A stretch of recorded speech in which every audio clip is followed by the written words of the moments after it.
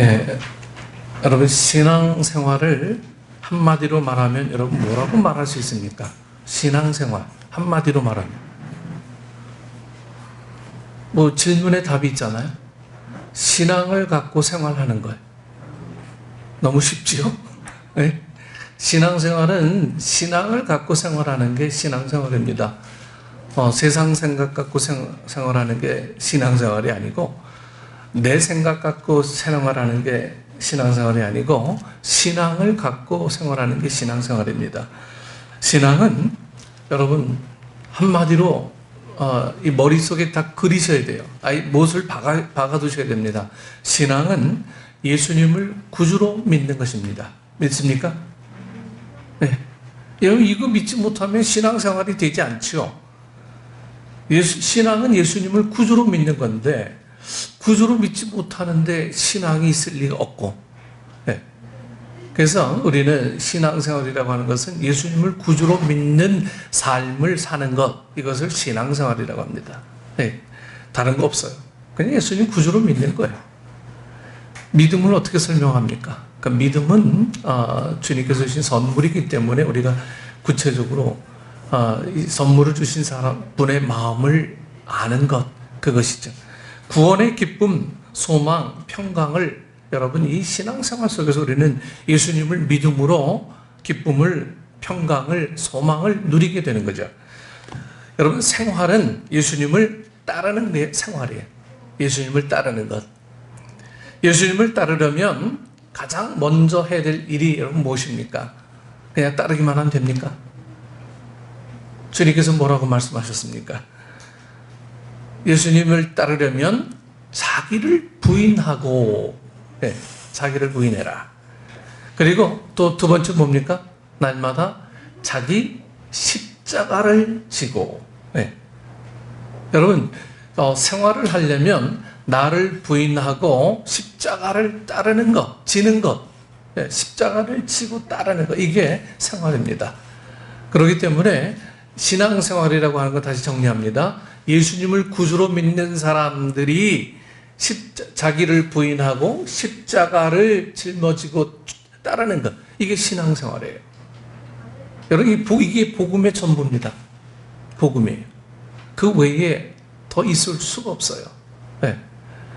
여러분 오늘 우리가 알고 있는, 남들에게 설명해 줄 수 있는 예수님에 관한 수많은 내용들 부연 설명하고 이럴 거 없어요. 신앙생활 이거 하나만 전하면 됩니다. 예수님을 구주로 믿는 사람들이 나를 부인하고, 내가 부인되어지고, 나는 내려놓고 어디 십자가를 지고 주님을 따르는 것이다. 네. 여러분 이 신앙생활이 이래서 어려운 거예요. 십자가 지기가 어려운 거예요. 네. 십자가를 짊어지는 일이 여러분 결코 쉬운 일이 아니거든요.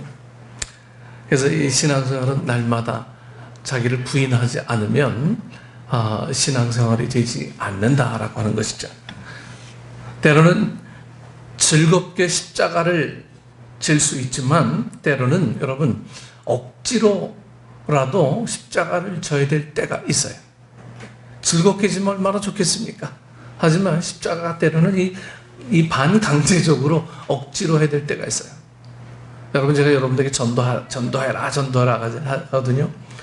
전 전도하기 쉽지 않죠. 이 시대에 티슈 주면서 복음 예수님 믿으세요 이렇게 말씀 전하는 자체가 익숙하지 않은 분들은 아주 고통스러울 거예요.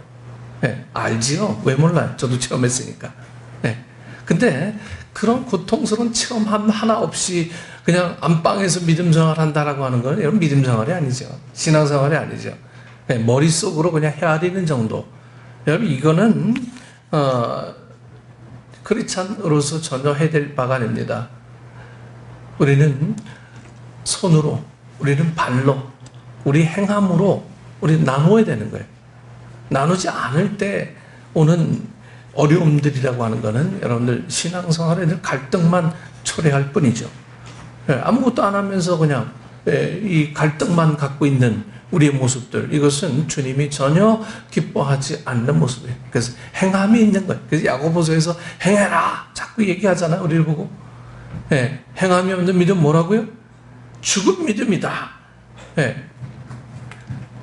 고린도 교회도 너희들 말로만 하지 말고 직접 나와서 선한 행함을 좀 보여라. 드러내려고만 하지 말고 우리의 삶을 그냥 그리스도의 삶으로 살아라. 자꾸 얘기하고 있잖아요. 사랑이 뭐냐라고 하는 것들을 고린도전서에서는 늘 우리에게 또 이야기합니다. 오늘 수많은 주님의 명령 앞에 여러분 이 명령이 우리의 삶을 인도해낼 수 있는 가장 좋은 첩경인데 주님의 명령이 오늘 우리 삶에 적용이 되지 않을 때는 여러분 믿음 생활한다는 게 굉장히 어려울 수밖에 없습니다. 여러분 억지로 성경에 예수님의 십자가를 졌던 사람이 있죠. 마가복음 15장 21절 말씀에 알렉산더와 루포의 아버지인 구레네 사람 시몬이 시골로부터 와서 지나가는데 그들이 그를 억지로 같이 가게 하여 예수의 십자가를 지우고 억지로 십자가를 졌으나 영광스러운 이름으로 성경에 기록되었습니다. 우리도 억지로 십자가를 질 때가 많습니다. 고난이지만 여러분 결국은 영광의 십자가입니다. 요나 선지자가 이제 니느웨 선교를 합니다. 정말 싫은데 하나님이 하라 하시니 이 요나는 막 억지로 하는 거예요. 네. 오늘은 이 요나의 좀 억지 선교, 억지 전도에 대해서 오늘 말씀을 전합니다. 우리가 몇 가지로 생각해 봅니다. 첫 번째로 하나님은 다시 기회를 주신다라고 하는 거예요. 다시 기회를 주십니다. 그럼 물고기 뱃속에서 3일 동안 기도한 요나에게 하나님은 다시 소명과 사명을 주시죠. 여호와의 말씀이 두 번째로 요나에게 임하니라 3장 1절 말씀에 기록되어 있죠. 일어나 가서 선포하라. 이번에는 요나가 여러분 어떻게 합니까? 3절에 요나가 여호와의 말씀대로 일어나서 니느웨로 가니라. 말씀대로 일어나서 말씀대로 이제 니느웨로 갑니다. 처음부터 순종했더라면 얼마나 좋았겠어요. 처음부터 순종했더라면 요바로 가지 않고 그냥 니느웨로 가서 전도해라.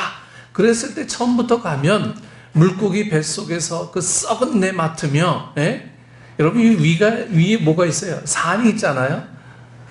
네, 산이 있어도 죽지 않는 거 보면 참 하나님이 이 요나를 쓰시려고 단단히 준비를 하신 것 같아요. 그 어려운 가운데 들어가 있는 3일 동안 왜 그런 고생을 했겠어요? 처음부터 순종했더라면.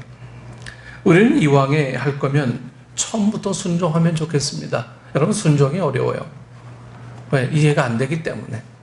그래서 자꾸 순종해라라고 하는 이 말씀이 우리에게 좀 거북하게 들릴 수가 있고 좀 어려울 수가 있지만 그러나 성경은 오늘 우리에게 늘 순종의 제사를 요구합니다. 왜? 믿음이 그러니까요. 믿음이 순종하지 않으면 들어오겠습니까? 순종하지 않는데 믿음이 들어올 리도 만무하고요.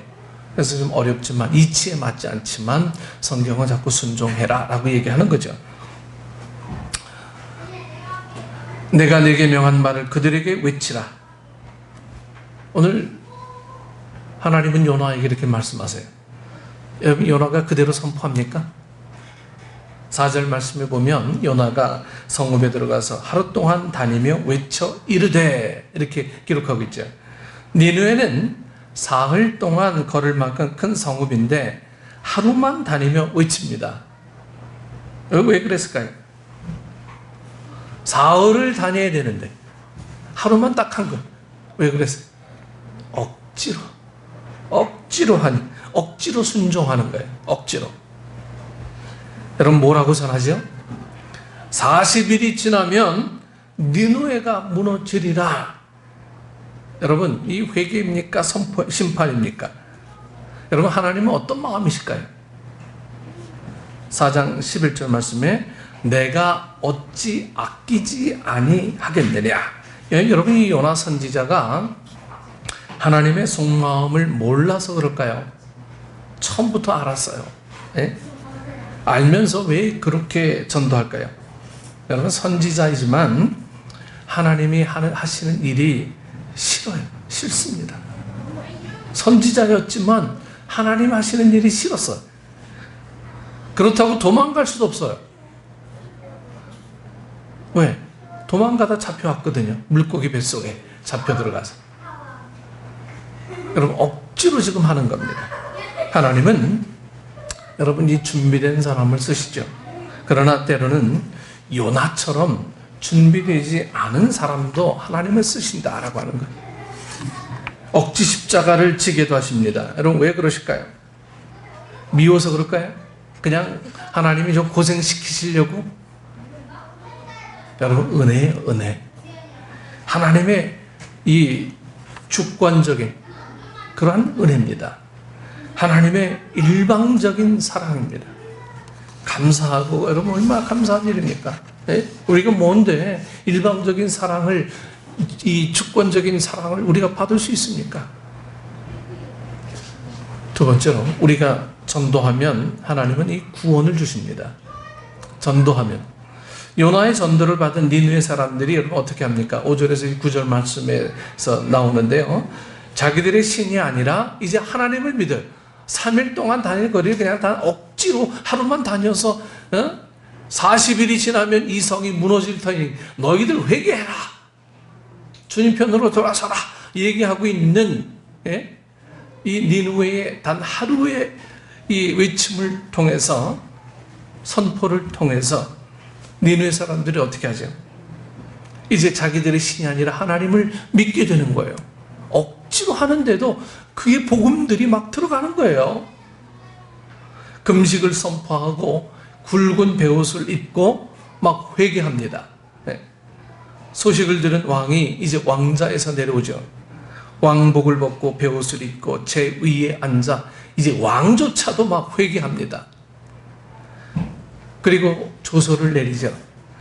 7절에서 8절 말씀에 사람이나 짐승이나 소떼나 양떼나 아무것도 입에 대지 말지니 곧 먹지도 말 것이요 물도 마시지 말 것이며 사람이든지 짐승이든지 다 굵은 베옷을 입을 것이요 힘써 하나님께 부르짖을 것이며 각기 악한 길과 손으로 행한 강포에서 떠날 것이라.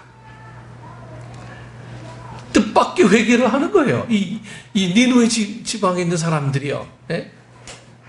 요나는 하기 싫어서 이 욥바로 도망갔다가 잡혀가지고 그냥 물고기 뱃속에 3일 동안 해서 이 토해 내쳐졌는데 다시 전하겠느냐 얘기할 때 이 요나는 그래도 하기 싫었던 거예요.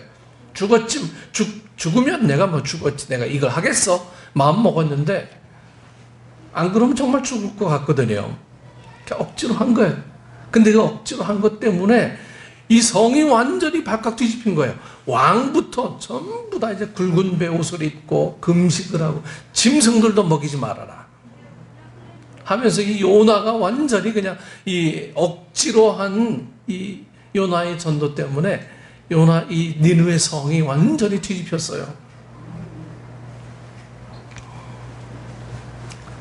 뜻밖의 회개가 있었어요. 그 뜻밖의 회개는 국가적인 차원의 회개였습니다. 국가적인 차원의. 여러분 왜 그렇게 합니까?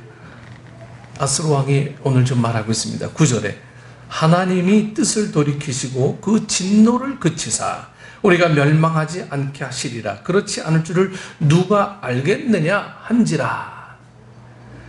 여호와 하나님을 모르는 니느웨 왕과 백성들이 왜 그렇게까지 회개했을까요? 좀 이상하지 않습니까? 40일이 지나면 이 성이 무너질 테니까 너희들 회개해라. 이 요나의 한마디 전도 때문에 왕은 완전히 뒤집혀서 회개합니다. 회개가 뭔지 알았겠어요? 마음을 돌이키죠. 참 이상합니다. 여러분, 이 당시 아수르는요, 주변 국가들의 어떤 침략을 당하고 있었던 그런 어떤 역사적인 시기가 있었죠. 국가의 위기를 당한 겁니다. 심각한 전염병이 지금 퍼졌다고 성경은 이 주석에 보니까 기록되어 있어요. 일식현상으로 백성들이 두려움에 빠졌다고 합니다. 그 당시에는 태양신을 섬기는 게 일반화되지 않았습니까? 근데 태양이 없어진 거예요. 일식으로 인해서.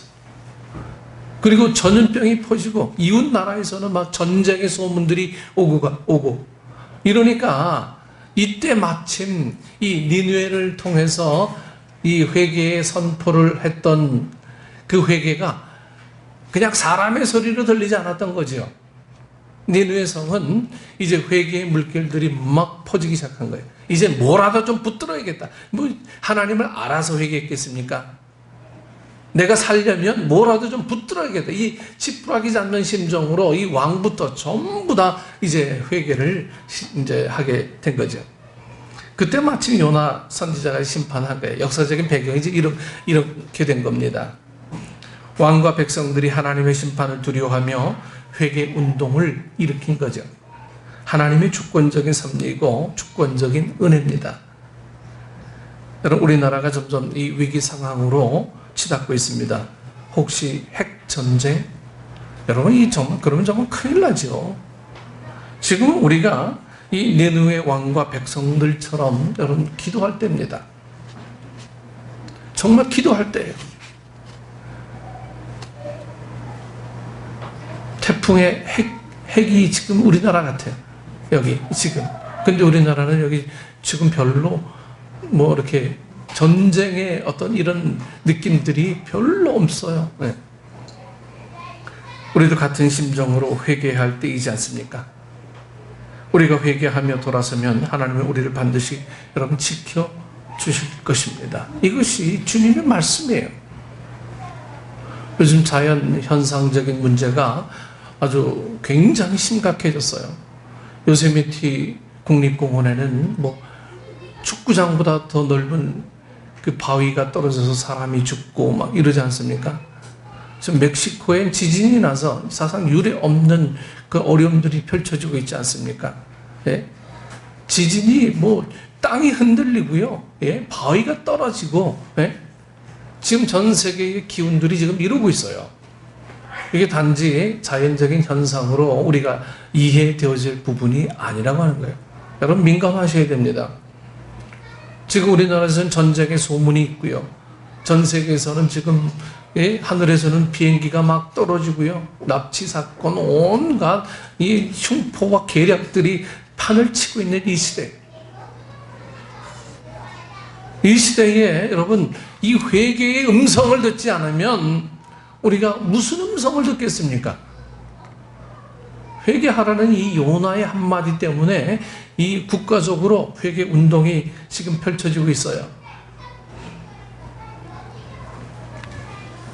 역대하 7장 14절에 내 이름으로 일컫는 내 백성이 그들의 악한 길에서 떠나 스스로 낮추고 기도하여 내 얼굴을 찾으면 내가 하늘에서 듣고 그들의 죄를 사하고 그들의 땅을 고칠지라.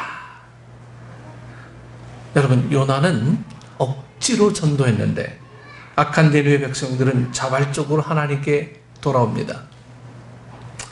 여러분, 하나님은 어떻게 하시죠? 10절 말씀에 하나님이 그들이 행한 것, 곧 그 악한 길에서 돌이켜 떠난 것을 보시고 하나님이 뜻을 돌이키사 그들에게 재앙을 내리리라고 말씀하신 재앙을 내리지 아니하시니라. 심판 대신 은혜를 베풀어 주십니다. 재앙 대신 구원을 베풀어 주시죠. 로마서 5장 말씀에 하나님 우리가 아직 연약할 때에 사랑하세요. 연약할 때. 우리가 많이 부르는 찬송이 있죠. 약할 때 강함 대신에 나의 보배가 되신 주 나의 모든 것. 약할 때 강함 되는 거예요. 하나님은 오늘 우리가 연약할 때에 사랑하세요. 우리가 아직 죄인 되었을 때에도 주님은 우리를 사랑하십니다. 우리가 하나님께 원수 되었을 때도 사랑하세요. 예수님을 화목제물 삼으셔서 우리를 용서해 주시고 구원을 베풀어 주셨습니다. 우리가 억지로라도 순종하면, 여러분, 억지로라도 전도하면 하나님이 무슨 일을 하실까? 니느웨 백성들처럼 하나님이 준비해 놓으신 사람들이 하나님께로 돌아올 것입니다. 여러분, 이것이 성경에서 말하는 축복의 시작입니다. 사도행전 13장 48절 말씀에 영생을 주시기로 작정된 사람들은 다 믿더라. 요나처럼 억지로라도 전도하면 영생을 주시기로 작정된 사람들이 여러분 예수님을 믿게 될 것입니다. 여러분 이 말씀들이 오늘 우리 가슴팍에 막 새겨져야 돼요. 이마에 막 새겨져야 되고요. 세 번째로 하나님은 한없는 은혜를 베풀어 주십니다. 니느웨가 회개하고 구원받는 모습을 보는 전도자 요나의 기분이 여러분 어떻습니까? 4장 1절 말씀에는요, 요나가 매우 싫어하고 성내며, 여러분 누구에게 지금 요나가 성내고 있습니까? 니느웨 사람들에게요? 아니죠. 하나님께 성내는 거예요. 지금 이 요나가. 그 말 한마디, 3일 거리를 단 하루만 다니면서 40일 만에, 40일 지나면 성이 무너진다. 회개해라. 건성으로 전했는데, 억지로 전했는데, 이 니느웨 성 사람들이 그냥 횟가닥 뒤집어져 가지고, 온 그 왕부터 붉은 베옷을 입고 전부 다, 회개의 운동이 막 눈물 흘리고 옷을 찢고 회개하니까요. 이 요나가 막 성을 내는 거예요. 참 이해가 안 되는 일이죠. 하나님이 니느웨를 심판하지 않으시고 구원하시는 것을 보면서 하나님께 막 분통을 터뜨립니다. 하나님, 진작 그러실 줄은 알았지만 너무너무 싫어요. 기도하면서도 막 성질이 나는 거예요, 지금 이 요나가요. 그래서 이 요나는 땡깡 부리는 기도를 합니다. 3절 말씀에 4장 3절에 여호와여 원하건대 이제 내 생명을 거두어 가소서. 사는 것보다 죽는 것이 내게 나음이니이다. 하나님이 그렇게 하신다면 자기를 차라리 죽겠다는 거예요. 하나님이 요나에게 이제 물으십니다. 내가 성내는 것이 옳으냐? 요나가 지금 삐쳐가지고요, 대답도 안 해요. 누가복음 15장엔 무슨 비유가 나오죠? 탕자의 비유가 나오죠. 탕자가 돌아옵니다. 아버지는 돌아오는 아들을 보고 너무 기뻐서 잔치를 베풀어요. 그런데 집안에 있던 형은 전혀 기쁘지가 않았어요. 형은 아들이 돌아온 자기 동생이 돌아왔는데 전혀 기쁘지 않았어요. 오히려 돌아오는 동생을 기뻐하는 아버지에게 막 화를 내면서 항의합니다.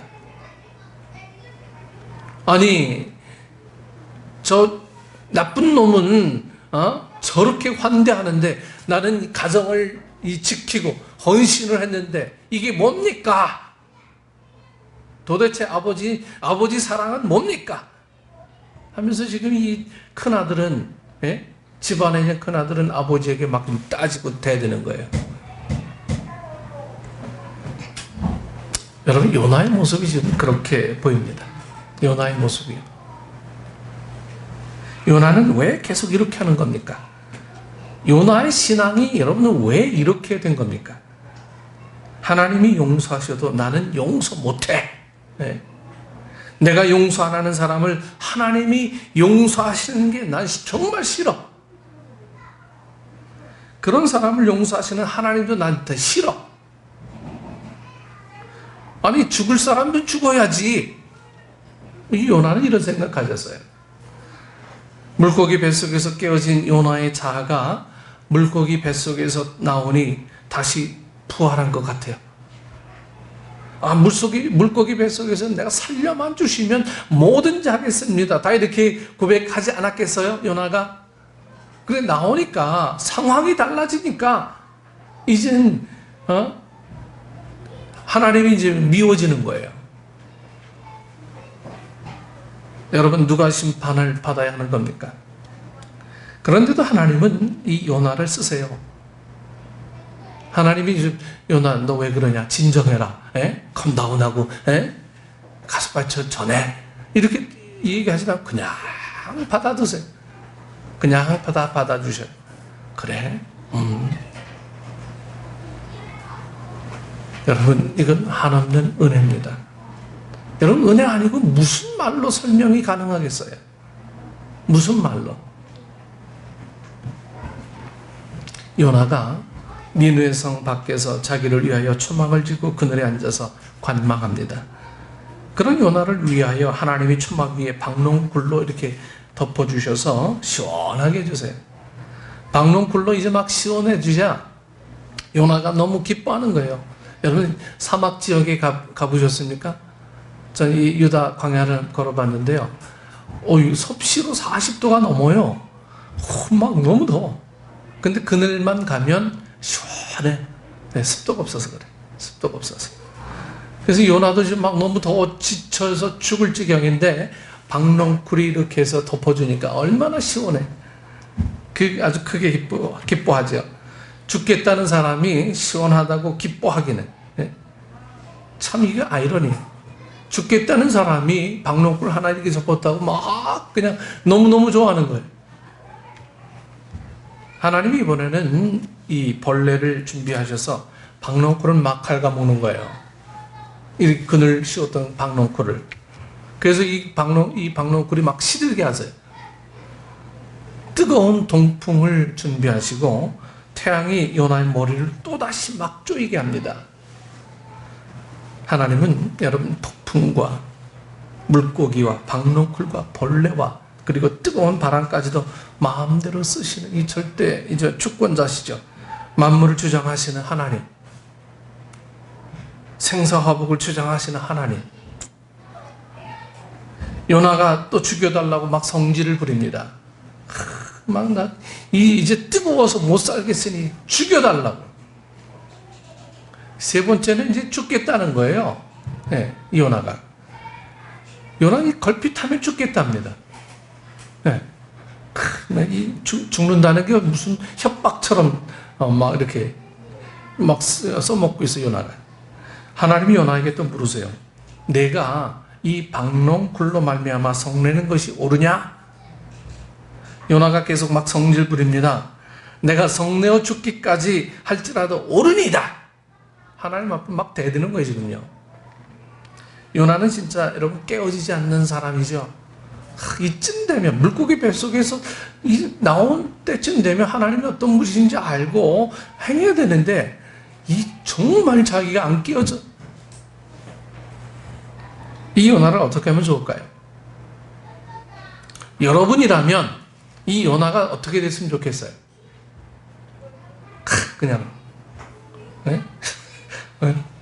이 요나 이게 뭐 시시껄껄 사사건건 그냥 토 달고 사사건건 그냥 불평하고 박농쿨 죽겠다는 놈이 박농쿨 내려주니까 시원합니다. 기분 좋아하고 그것도 갉아먹으니까 왜 하나님이 나를 이렇게 괴롭히십니까 하면서 대들고.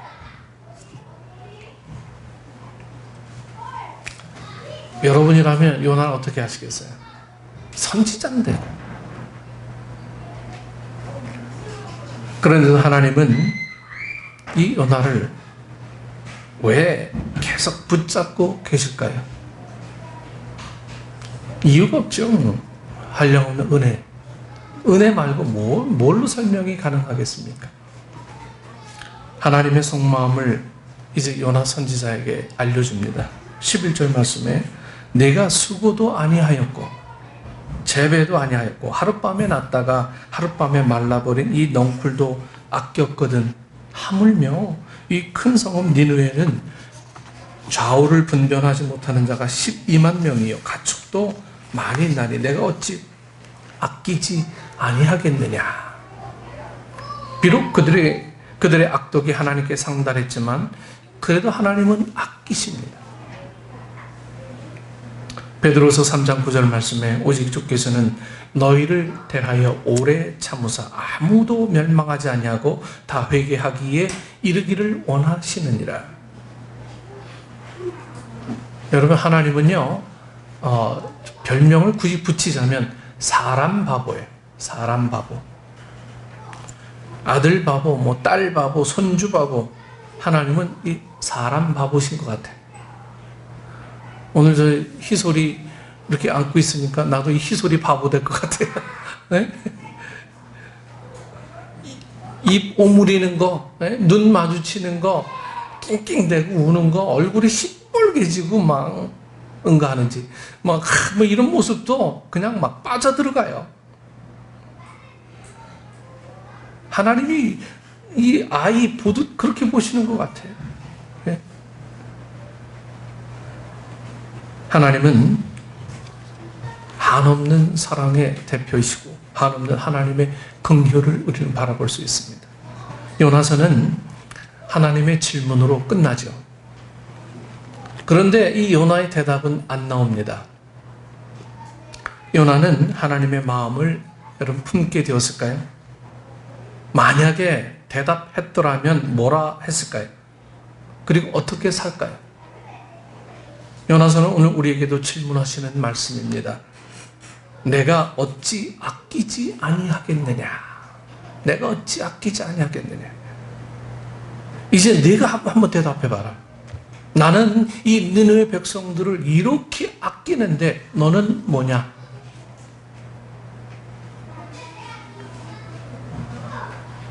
너는 내 속마음을 아느냐? 너는 세상을 향한 내 사랑을 정말 알고 있느냐? 우리는 무슨 말로 하나님께 대답할 수 있을까요? 무슨 행동으로 하나님께 대답할 수 있을까요? 여러분, 요나가 그 다음에 어떻게 했을까요?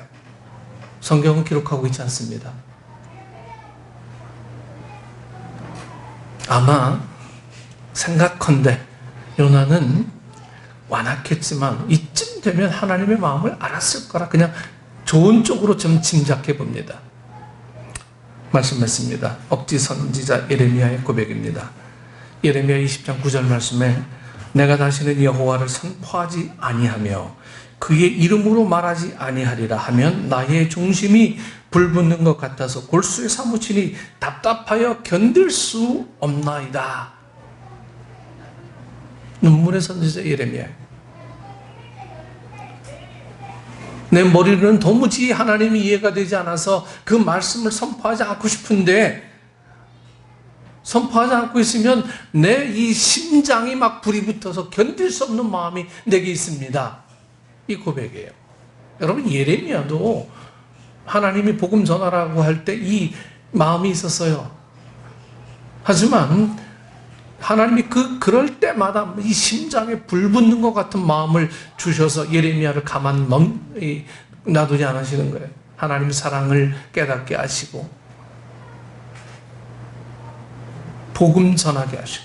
그래서 요나는요, 이 예루살렘이 불쌍해서 눈물 흘린 것도 있지만 자기 자신이 너무 처량해서 이 눈물을 많이 흘린 것도 있을 것 같다 생각을 합니다.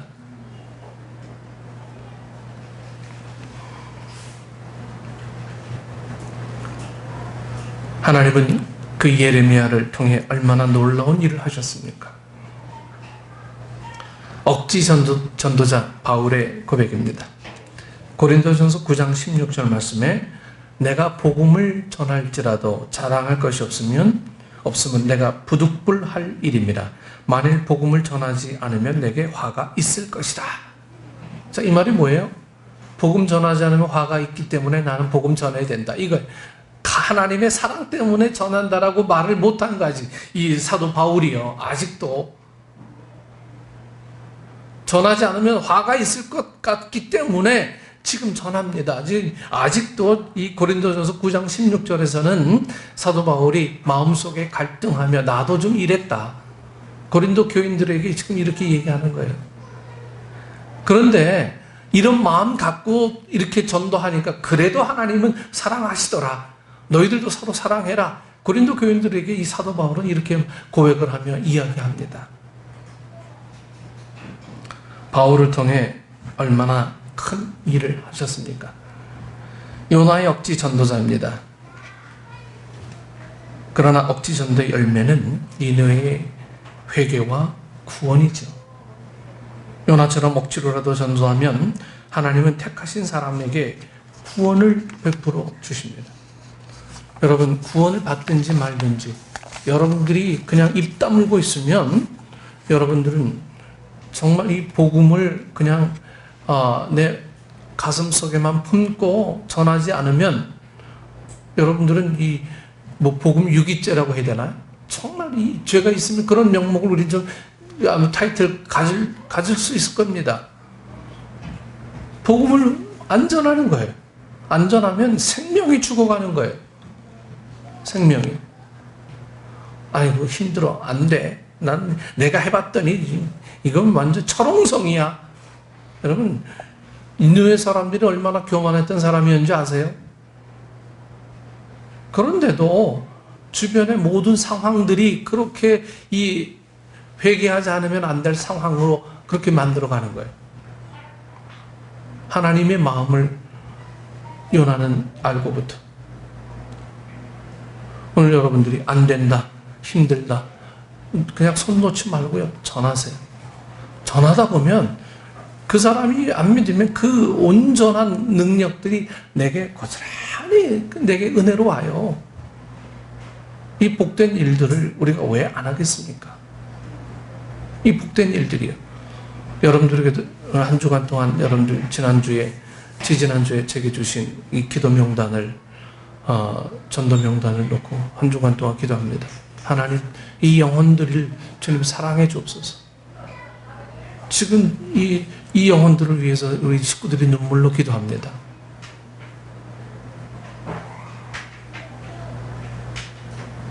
오늘 우리에게 그 마음이 있는 것은요, 주님이 그들을 사랑하시기 때문입니다. 사랑하시기 때문에 그래요.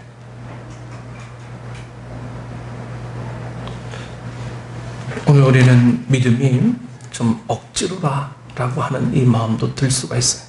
하지만 억지로라도 할 때 성령님은 감동의 은혜를 그들에게, 오늘 우리에게보다 그들에게, 듣는 그들에게 더 많이 허락하신다라고 하는 것을 여러분 기억하시기를 바랍니다. 사랑이 아니면 녹아질 방법이 없어요. 이해 안 되는 문제들이 하나님의 사랑으로는 모두가 다 덮어지고 은혜로 되어진다라고 하는 사실들을 우리가 먼저 이 요나서를 통해서 우리가 먼저 고백할 수 있어야 합니다. 하나님이 포기하시기 전에 내가 먼저 포기해요. 안 돼. 손 딱 꺼놓고. 여러분 이것은 옳지 않은 방법입니다. 하나님이 포기하셨다면 몰라도 근데 하나님은 결코 포기하지 않으실 거예요.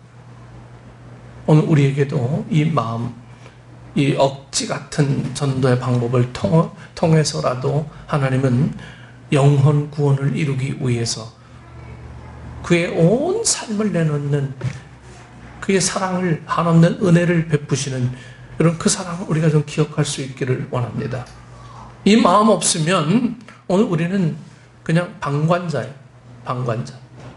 방관자의 역할은 하나님께서 하나도 쓰시지 않습니다. 오늘 우리 이 요나서를 통해서 다시 한번 신앙생활이 뭔지, 그리고 내가 어떤 자리에 서 있어야 할지, 주님이 내게 물으셨을 때 뭐라고 난 대답해야 될지, 이런 질문들에 응답할 수 있는 우리 식구들, 준비되어지고 응답할 수 있는 우리 식구들 되기를 축원합니다. 기도하겠습니다. 아버지 하나님, 사도 바울이 그랬고 베드로조차도 그랬습니다. 오늘 본문에 나오는 요나조차도 수많은 우여곡절이 있었지만 그의 마음이 허용치 않을 때 하나님까지도 비판하고 대드는 그런 인간적인 모습들을 통해 하나님은 속상하셨겠지만 그래도 끝까지 인내하는 모습을, 그리고 그들을 사용하시는 하나님의 은혜를 성경은 오늘 우리에게 보여주고 있습니다. 아버지 하나님, 오늘 저희들이 나를 내려놓는 일이 힘들고 어려울 수 있습니다. 그러나 그 일을 통해서 하나님이 구원의 은혜를, 사랑의 은혜를 베푸신다면 기꺼이 사용되어지는 존재로 우리가 쓰임받을 수 있도록 아버지 하나님 인도하여 주옵소서. 우리 입술이 언제부터 굳어졌습니까? 우리의 손과 발이 언제부터 이렇게 굳어져 있습니까? 아버지 하나님, 복음을 향해 하나님의 놀라운 일들을 외쳐낼 수 있는 죄들 낼 수 있도록 성령님 인도하여 주옵소서. 감사를 드리고 예수님 이름으로 기도드리옵나이다. 아멘.